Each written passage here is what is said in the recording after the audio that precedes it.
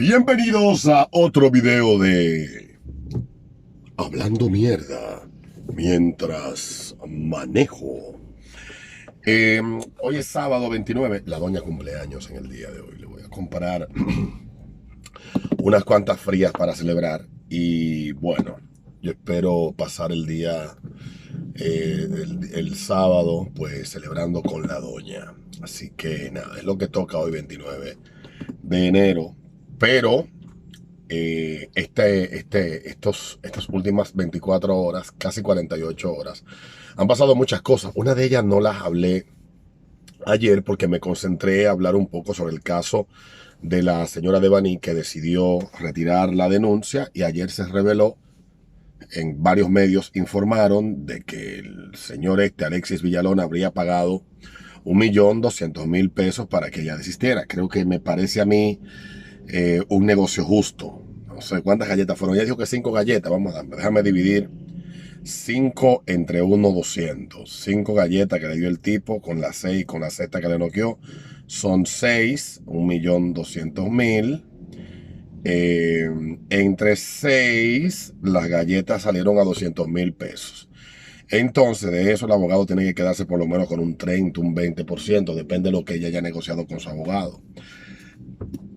Ya yo expliqué bastante bien, o sea, ayer mi posición frente a este caso. Yo soy totalmente contrario a que los conflictos escalen necesariamente a la violencia física, y creo que mucho menos por un roce, un choque, lo que sea, cuando hay seguros de vehículo que tú nada más tienes que reportar y te reparan el vehículo cuando los daños son muy notables. Yo a veces he tenido rocecitos con vehículos y no ha pasado, no pasó nada, etcétera, y repararlo no me ha costado ni 4.000 pesos. O sea que yo creo que la vida es mucho más importante. Y en el caso de Alexis, que según estuve leyendo, al parecer tuvo también conflictos con la justicia en Estados Unidos, parece que él no tiene un gran aprecio por la libertad.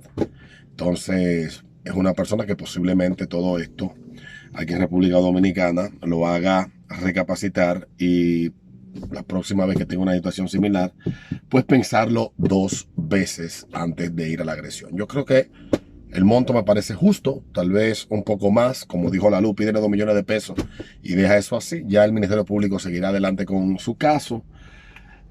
Aparecen los teóricos que esto es lo único que va a incentivar la violencia hacia la mujer. No, déjenme explicarle qué incentiva la violencia hacia las mujeres. Ayer veía yo el comentario, un video en Twitter de un joven, sé que apellido Jiménez, que está en el programa de Santiago Matías. Él es hijo de Domingo Jiménez, un político muy importante de aquí, de la zona oriental, y él es un muchacho brillante.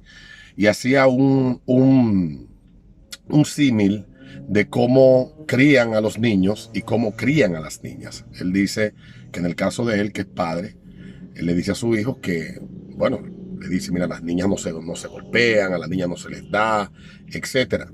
Pero que al mismo tiempo él se preguntaba, ¿están haciendo los padres lo mismo con sus niñas? Le dicen, a los niños no se les golpea, a los niños no se les falta respeto. Lo que se está generando un pensamiento en una parte de la población, no en toda, de que el hombre no puede agredirte porque carga con el problema, pero la mujer tiene toda la licencia para agredir y no cargar con la consecuencia. Y en esa disputa hay personas, mujeres, muchas de ellas, que entendiéndose protegidas y gananciosas ante la ley, pues provocan situaciones violenta. No es el caso de esta señora, ni es este caso en particular, pero sí creo que es un ingrediente que da como resultado estas situaciones que se salen de control, que no tienen ninguna justificación, pero que somos humanos, somos animales, por naturaleza somos violentos. Y cuando tú empiezas a agregar ingredientes a todo eso, pues obviamente lo que vas a sacar de ahí es una bomba de tiempo. Y bomba de tiempo es lo que se armó con esto de la pandemia. Lo digo porque a principio de la pandemia tal vez yo fui de los muchos que entendía que, porque desconocíamos lo que estaba pasando, porque recibimos demasiado input para generarnos pánico, proviniendo de China, los videos, todas esas producciones y toda esa fabricación propagandística que China se encargó de armar para, para propagar por el mundo y hacer pensar que su fórmula de cerrar una provincia y una ciudad era exitosa para contener el virus, y el mundo compró eso y no ha habido forma de que eso pues cambie. Poco a poco los países, ayer Dinamarca daba a conocer de que volvían a la vida normal, de que volvían a la normalidad, de que era vivir con esto o no vivir. Entonces muchos países lo han ido entendiendo y compramos eso de China, compramos ese pánico, y curiosamente en la mayoría de países donde inicialmente se empezó a implementar esta fórmula de contención de esta enfermedad fallida, fracasada, todos los comités de científicos tenían algún tipo de vínculos con organizaciones académicas o científicas chinas, increíblemente. Eso ya está probado. Hay un libro que lo detalla bastante bien. Yo he hablado de él aquí. Se llama Snake Oil, de Michael P. Singer, se llama el pana. Spencer, algo así. El caso es que cuando China vende esta fórmula de yo cierro una provincia que tiene 60 millones de habitantes, si no me equivoco, 60 millones de habitantes de la provincia de Hubei, y la ciudad de Wuhan tiene unos 15, 12 millones de habitantes. Cierro la provincia, cierro la ciudad, pero no cierro el país. Y China le vendió al mundo la idea de que ellos pudieron contener ese virus en 2 meses de esa manera, y China no volvió a contar un caso, ni volvió a dar estadísticas, ni se volvió a saber. Vendió toda esa fantasía y el mundo lo compró. Y países como República Dominicana, yo al igual que mucha gente al principio desconocía todo esto, al principio entendíamos que la fórmula era la idónea ante un virus que no sabíamos el impacto que podía tener, cuántas vidas, cuantiosas cantidades, enormes cantidades de vidas que pudiera costar. Es verdad, una vida que se pierda es una tragedia. Ya han muerto casi 5.000 personas en República Dominicana. Me reía yo el otro día porque en 2 años, señalaba el periódico Listín Diario, han muerto 47 jóvenes. Señores, el año pasado, más de la mitad de los muertos que hubo en accidentes de tránsito eran personas de menos de 30 años en República Dominicana. Más de la mitad. Entonces, los números de muertos por accidentes de tránsito en República Dominicana superaron el año pasado el número de fallecidos por COVID. Entonces tenemos una pandemia también de accidentes que está costando la vida de mucha gente valiosa, y no nos alarmamos con eso. Pero todo es crear una alarma, todo es crear un ruido. Entonces cerramos el país, agarramos, le pusimos hacha y machete por todos los lados. Se posicionó el discurso de que, y mucha gente, de que la salud estaba primero que la economía. Yo inicialmente fui de lo que acaté todas esas locuras, pero tuve la suerte de seguir amigos que desde el principio señalaron, de conversar con amigos, que era un error cerrar la economía, que era un error aislarnos temerosos en nuestra casa, que era un error asumir el discurso del pánico. Y a las pocas semanas de ver todo lo que estaba pasando y ver que los números, en vez de bajar, lo que hacían era aumentar, yo dije, esto no tiene ningún sentido. Yo me tranco en mi casa de las 5 de la tarde, que fue inicialmente como se decretó el toque de queda. Me tranco desde las 5 de la tarde en mi casa, pero tengo que salir obligatoriamente en la mañana a trabajar, o tengo que ir al supermercado, o tengo que salir a resolver cosas, el banco, la mierda, etc. ¿Y qué quita de que en uno de esos lugares a mí no se me pegue el maldito virus? Entonces, nadie dijo, ni nadie se ha atrevido a señalar, como un estudio señaló, que la mayoría de contagiados inicialmente de la pandemia no se produjeron en otros lugares que no fueran supermercados y tiendas en Estados Unidos. Eso pasó. Estudiando por ahí, yo lo comenté hace unos 18 meses. Eso fue inicialmente. Se pudo rastrear dónde estaban dándose los mayores focos de contagio. O sea, es un virus. Y un virus aéreo, una vaina. Entonces, nosotros compramos esa fórmula, esa receta de encerrarnos en nuestras casas, de tener miedo de cerrar la economía.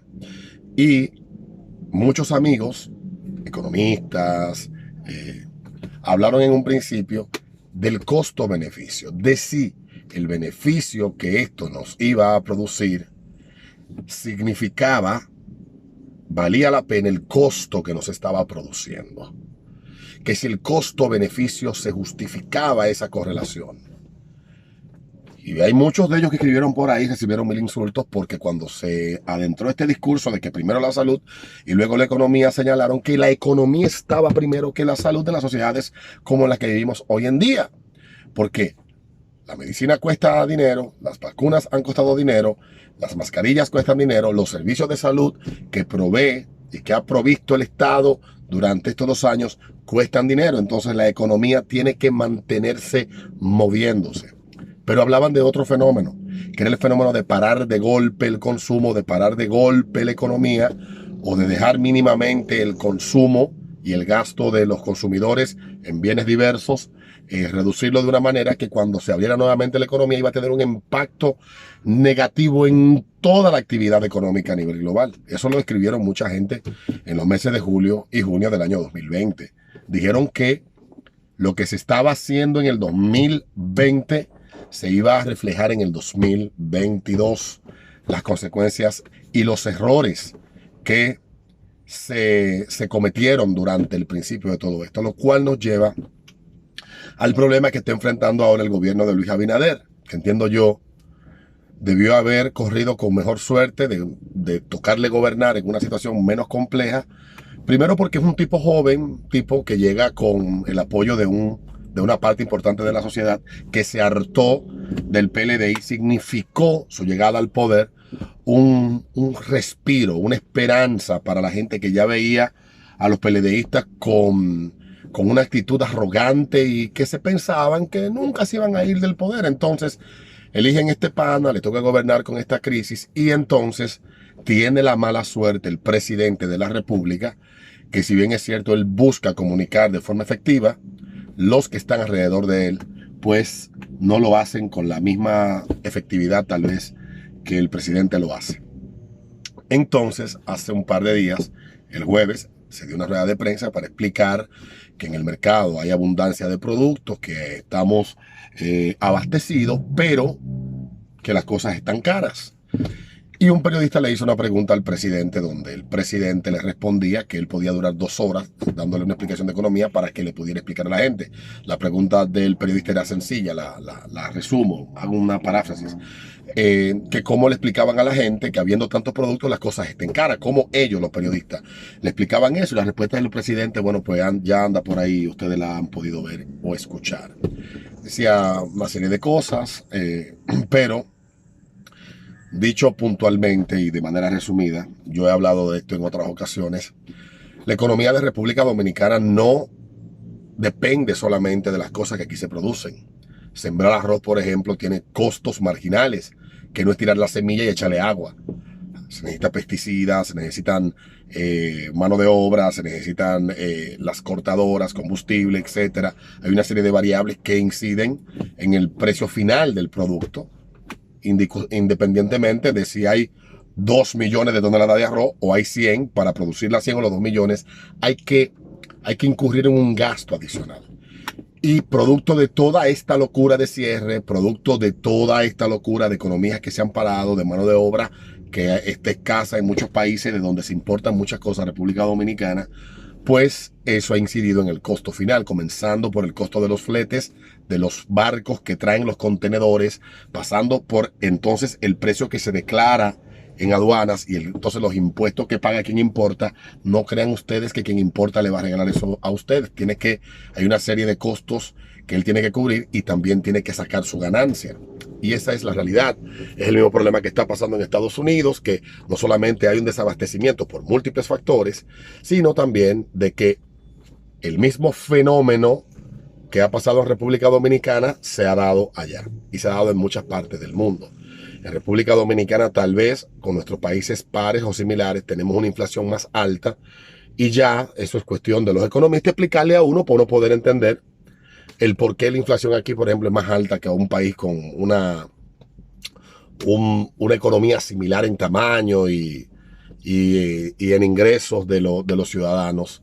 Eso es tarea de los economistas. Yo no soy tal cosa, lo mío es la comunicación. Pero sí lo que quiero decir es que lamentablemente, aunque el gobierno, y yo entiendo que tiene poco o nada que ver de manera directa, que las cosas estén caras, las políticas económicas del gobierno tengan que ver con eso necesariamente, sino que son una multiplicidad de factores externos e internos también, pero son múltiples los factores.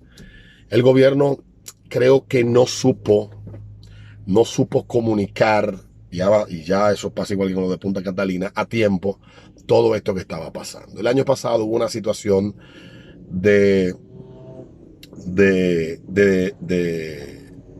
un conflicto entre un grupo de importadores y el gobierno, que tomó 3 semanas, un mes y pico, y se pudo resolver. Eso no se supo, pero sucedió, y eso incidió en un momento determinado de que ciertos productos desaparecieran del mercado, se escasearan. Ahora estamos hablando de que no es solamente el hecho de que las cosas están más caras, y es real, las cosas están caras, pero el gobierno lamentablemente en su momento no supo decirle a la gente lo que podía venir, prepararnos para esto. Los economistas lo advirtieron hace 2 años casi, y mucha gente lo advirtió.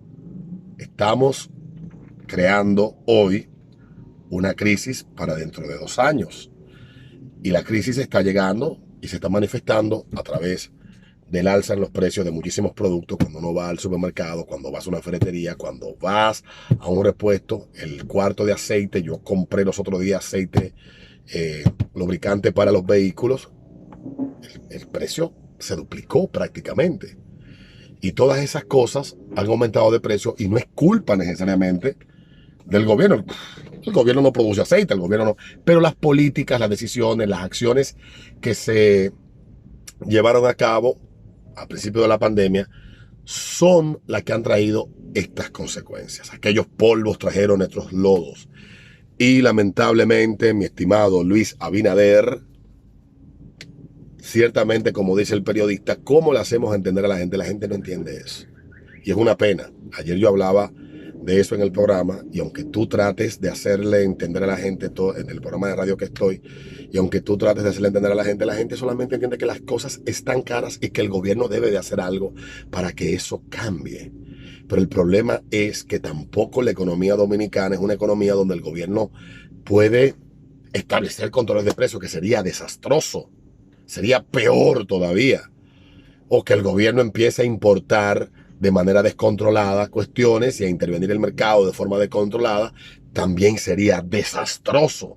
Entonces, los economistas lo que tienen es que sentarse, explicarnos nosotros todo esto, y el gobierno, con sus mejores economistas, con las mejores voces, con las voces autorizadas también, explicarlo y establecer una política de comunicación bien agresiva, para que se entienda que lamentablemente, aunque Luis lo explique y nos diga que tenemos los almacenes llenos de comida, la gente solamente sabe que cuando va con 1,000 pesos al supermercado, solamente trae 2 fundas. Yo, en lo que gastaba antes 3,000 pesos en carne, gasté 6,500 hace exactamente 4 días en el supermercado nacional.